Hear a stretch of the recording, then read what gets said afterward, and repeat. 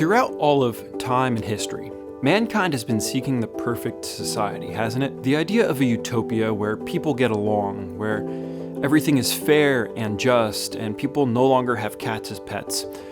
But regardless of the political, economical, or social systems that man has created, we always seem to fall short of the unity and peace that we're looking for in the world. Zechariah chapter 8 paints for us a picture of a bright and shining city on a hill that Jerusalem will one day be for all the world to see.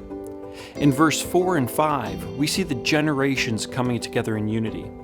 In verses 20 through 23, we see the nations coming together in unity. But what is the common banner that unites the world? It isn't a material goal, it isn't an economic goal. It is the governance and submission to Jehovah God.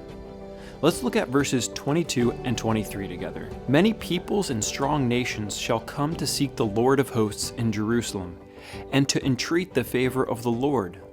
Thus says the Lord of hosts.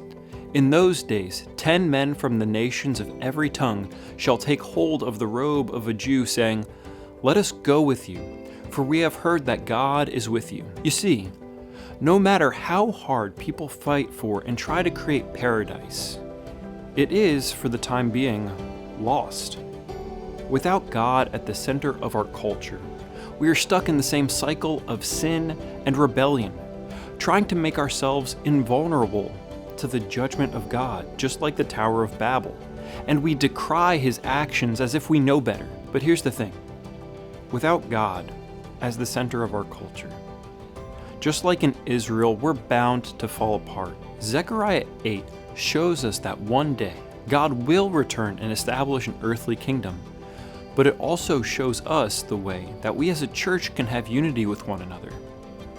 That way is to keep Christ at the core of everything we say and do. Allow him to reign in our lives, and one day, when he returns and establishes his kingdom, we'll know we're home.